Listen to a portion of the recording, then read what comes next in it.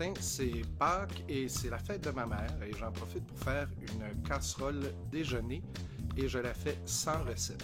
Donc, regardez comment ça se passe et vous allez pouvoir vous en inspirer, j'espère. Je commence par hacher des oignons, 2 parce que j'aime beaucoup ça. Là, je les fais pas fins, mais vous faites comme vous voulez. Alors, quand ma poêle est très chaude, je rajoute un petit peu d'huile d'olive. On voit que la poêle est chaude de la façon que l'huile se répand dans la poêle. Et on va jeter les oignons dans la poêle. On veut les faire fondre et les faire dorer un petit peu. Alors, c'est parti. On va les surveiller. On les défait bien. Alors, ce que j'aime beaucoup de la saucisse italienne, c'est que toute la saveur est déjà dedans. Je les prends toujours fortes, épicées, parce que, comme ça, j'ai pas besoin d'assaisonnement. Tout l'assaisonnement est déjà dans la saucisse. Souvent, la saucisse italienne va être faite avec du fenouil, toutes sortes d'épices, un peu de piment. Ça contient son propre gras aussi, déjà, pour cuisiner, ce qui est le fun. Alors, pour cette casserole-là, ben, on commence par enlever la peau de nos saucisses, parce qu'on va la défaire dans la poêle pour que ça soit... pour faire comme plein de petits grains croustillants dans notre casserole. Alors, j'ai 12 saucisses pour cette casserole-là. Je pense qu'on va peut-être avoir à faire 2 plats. Ça, c'est ça qui arrive quand on cuisine pas de recette. On ne sait pas toujours exactement les quantités qu'on va avoir. Alors, mes oignons ont la couleur que j'aime bien. Alors, je vais remonter mon feu parce que là, on veut griller la saucisse. On veut vraiment la griller. Alors, on rajoute toute notre saucisse. Allez, c'est la tête. Ça, c'est du concentré de saveur. Voilà. Et là, on travaille avec 2 appareils plats comme ça. Et je défais ma saucisse. Assez straightforward, comme on dit. La saucisse cuite, on va la brasser une fois de temps en temps. Et bien là, on va casser des œufs parce que c'est une casserole déjeuner, comme un pudding au pain si on veut. Donc, je vais casser une douzaine d'œufs.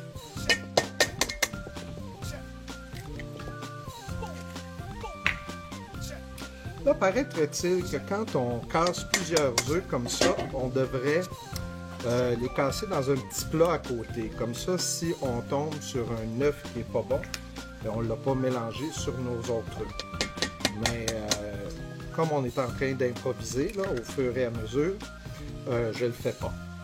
Bon, ben, j'ai un morceau de coquille qui est tombé dans le fond de mes œufs. Fait que j'ai vu un truc sur Internet, on va essayer de voir, parce que quand on essaie d'aller chercher avec nos doigts la coquille, impossible. Alors, il disait, allez chercher, utilisez une autre coquille pour aller chercher votre coquille. Donc, on va voir si ce truc est efficace. Ça se promène. Et j'ai réussi! Mission accomplie. C'est vrai, ça va beaucoup mieux qu'avec juste les doigts. Alors, on vient quand même brasser une fois de temps en temps nos saucisses. Voilà. Après ça, ben, on va mettre à peu près une tasse de lait. Une tasse de lait, à peu près. Et on va fouetter. On incorpore bien tout ça ensemble.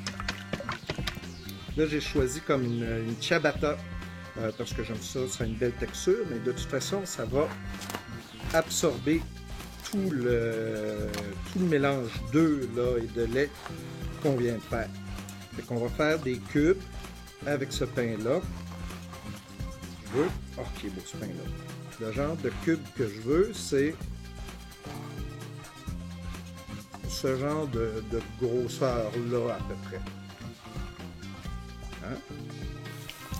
On nos oignons sont vraiment devenus foncés. Si on regarde le petit morceau ici, il est bien grillé.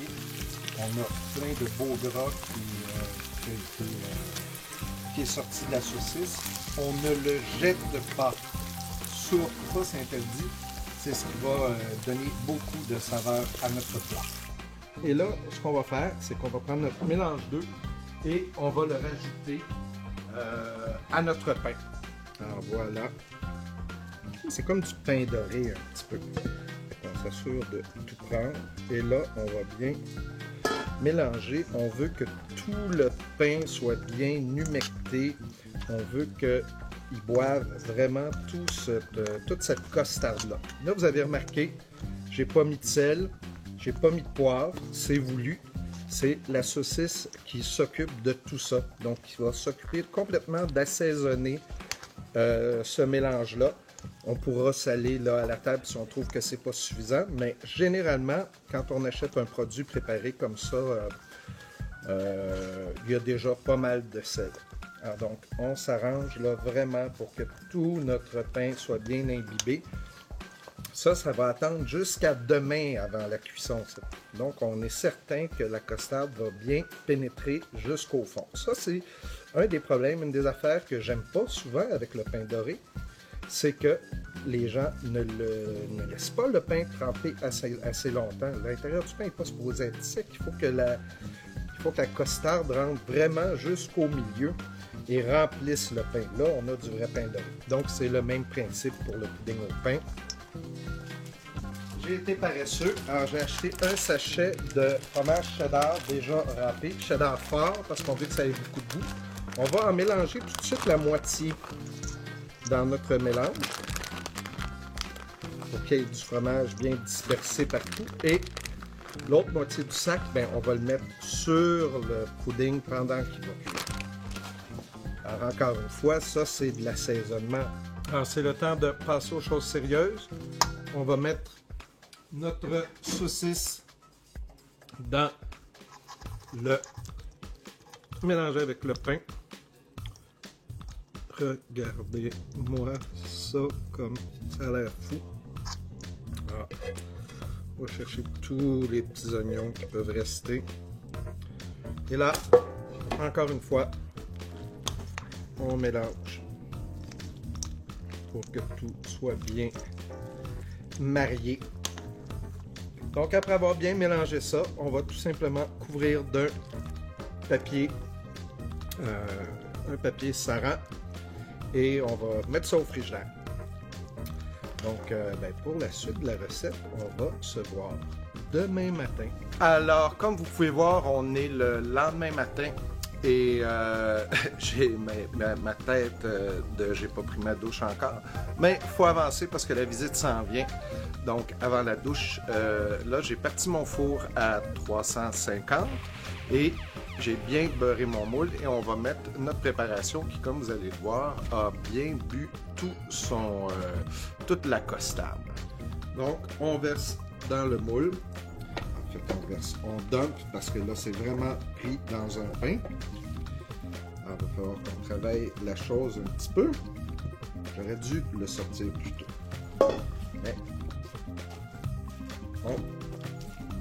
Là, si vous arrivez juste à ce moment-ci, vous vous souvenez qu'on improvise. Hein? C'est le principe de cette vidéo.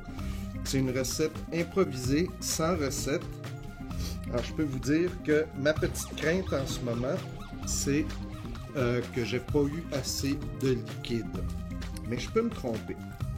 Alors, pour être sûr, on va bien écraser notre pudding au pain. Comme ça, peut-être qu'en commençant à réchauffer, ça va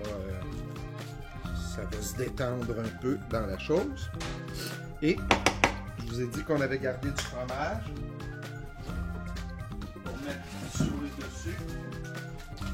Donc, on y va avec le fromage. Moi, je suis généreux dans le fromage. On en a déjà dans notre mélange. Et puis, je suis pas certain du temps de cuisson. Encore une fois, on improvise. Donc, ma visite arrive à midi, il est 11h05. Donc, je pense que je vais peut-être mettre ça au four comme à 11h30. Alors, la douche est prise et c'est le temps de mettre au four la casserole. Ben, vas-y, Geneviève. Alors, Geneviève est là pour la suite du brunch. Et elle mettra la casserole au four. Oui, en haut. 3 pouces bien au fond. Donc, on est à 350, puis on va essayer une demi-heure pour commencer. Bien? Est-ce que tu peux nous sortir du four la casserole? Allons-y. Nous sortir la casserole. Je pense que c'est la fête un peu. On va essayer de ne pas trop montrer le four parce qu'il n'est pas très propre.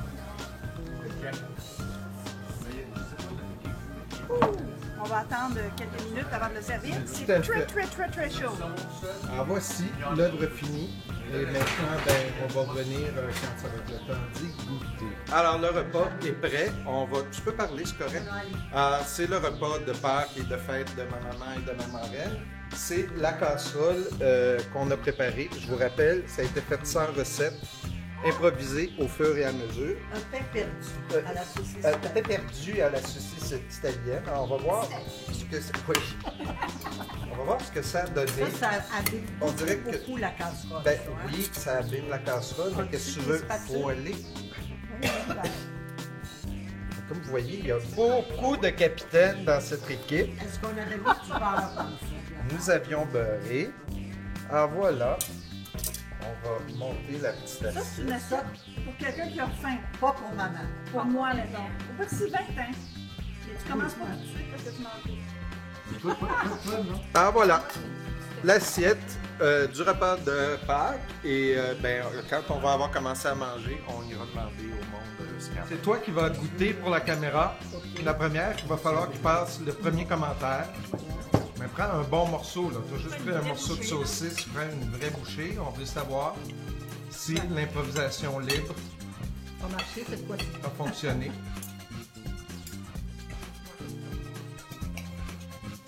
Délicieux. Délicieux. Est-ce que c'est un peu moelleux, un peu sec, un peu... J'ai-tu laissé trop dans le four? J'ai-tu... Moi, j'en peut-être laissé un peu moins longtemps au four. Pourquoi? Ça aurait moins réussi. Ça aurait peut-être été un peu plus onctueux. Mais c'est très bon comme ça. Super. Merci. Ah voilà, improvisation libre pour Pâques. Réussi. Sur thème, relativement réussi. Je vous T'as écrirai... mis quoi comme fromage? cheddar fort. Parce que un autre cheddar, ça n'aurait rien goûté. Non. Ou un autre fromage, un mozzarella, ça n'aurait rien goûté. Non, c'est de la saucisse piquante. C'est la saucisse piquante aussi. Très important parce que c'est le seul assaisonnement, c'est la saucisse. Il n'y a pas de sel, pas de poivre rajouté. Est-ce que tu avais comme un mélange d'œufs et de lait? Œuf, lait. Œuf, lait. That's it. Ça pourrait être intéressant aussi d'essayer avec un chaleur fort de peu plus qualité. C'est une brique qu'on a achetée en vente. Tu veux dire que je suis cheap? Ben, style de sélection, là. Mais c'est vrai que j'ai acheté pas cher. Non, mais je me dis, c'est à cause qu'on goûte le fromage, mais on voudrait peut-être le goût du fromage.